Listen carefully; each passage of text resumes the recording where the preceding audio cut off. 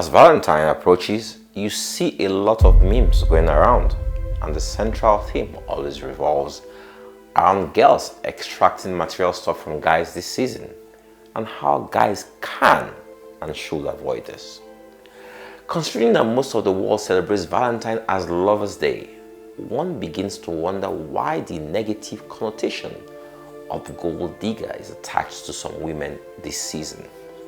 We can't run away from the fact that many men perceive women as gold diggers, but this is always more heightened around this period.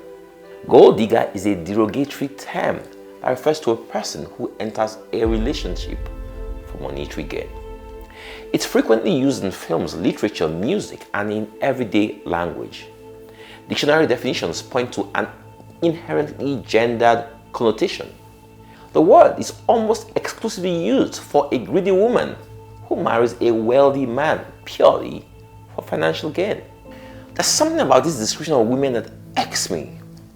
The movies, books, and songs about gold digger mostly point to women.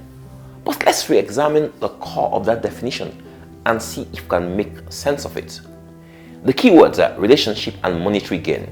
The employer and employee relationship is based on monetary gain, so you, the employee, are a gold digger. The relationship between the state and citizen is based on monetary gain, as citizens pay their taxes to the state. The state is therefore a gold digger, right? What of the citizen who benefits from security, a buoyant economy, good infrastructure, etc.? They can also be termed gold diggers because they get some sort of financial benefits from the state.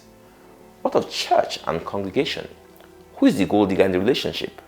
The church receiving the offering and tithes, or the congregant who is expecting financial breakthroughs?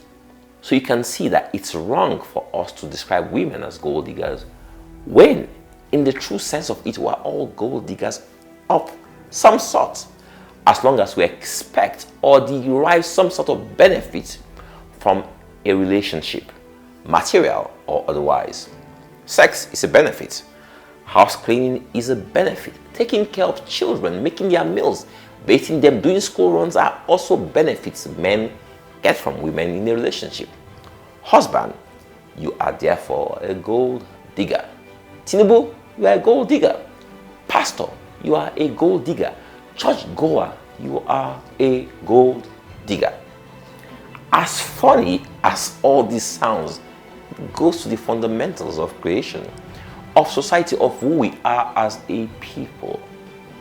Love is the engine oil of creation. It's the backbone of marriages, the shock absorber of relationships. Without love, society is doomed. So it's important that we actually understand what love is. Is it right to say there are 8 types of love as we have been told? Philia, affectionate love; pragma, enduring love; storge, familial love; eros, romantic love; ludus, playful love; mania, obsessive love; philatia, self-love; agape, selfless love. This is when and where we missed it. We took the essence of creation and tried to water it down to suit our selfish nature, and came up with all sorts of self-aggrandizing terminologies that desecrate who God is. There's only one definition of love, and it is God. Plain and simple. No 2 definitions. Just one. God is love and love is God. It's that simple. We see love in the creation story. We see it woven throughout the Old Testament as God who loved man before he created him, watched man betray him, but continued loving man despite this. If you think the Old Testament is a love story, then what do we say about the New Testament? Romeo and Juliet on steroids. I love the way Ron Kenoly said this. We read the Bible from the point of view of a harsh and unforgiving God. So when we see or hear his love language, you can't even relate. Listen to Jesus in John 14 as an example. Let not your heart be troubled. Ye believe in God, believe also in me. In my Father's house are many mansions. If it were not so, I would have told you. I go to prepare a place for you. And if I go and prepare a place for you, I will come again and receive you unto myself, that where I am, there ye may be also. And whither I go ye know, and the way ye know. Do you get the love vibes from this? Does it sound like someone talking to his bride? Now listen to this like this. My love, don't be sad. I won't be gone for long. I need to make this trip because of you. My dad is rich. He's not Adenuga or Dangote rich. He's not Bill Gates or Jeff Bezos rich. They're actually letting work near my father. He is rich. His palace is so big that many of you will live there with me. So I need to go and prepare your rooms. My love, once I'm done with all the preparations, I will come back and get you so that we will always be together. Wherever I go, I promise, there you will always be. I love you. Doesn't this sound like a love message? Tell you what though, all I've ever heard is that in his daddy's house there are many mansions, and that's how the gold digger phenomenon started. I will follow him. It's me and him. He's so rich, he can bless me with all I want. He's so rich, he'll give me a new house. He's so rich, he's gonna give me a husband. He's gonna give me this, he's gonna give me that. This is all we want from God. What he can give. This is why we say what he cannot do does not exist.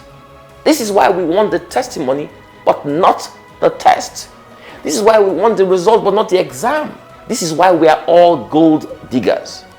We want his riches, but we forget that the most important thing he said is that wherever I go, you will also go. Wherever I am, there you will always be. It's all about his presence. It's all about him always being with us. It's about the Holy Spirit on our inside. For too long, Christians have focused on the wealth the world offers and forgotten that on their inside, they have the power to create and control all that the world offers, just the way their Father who created them in his image and likeness did. God is love. God bless you all.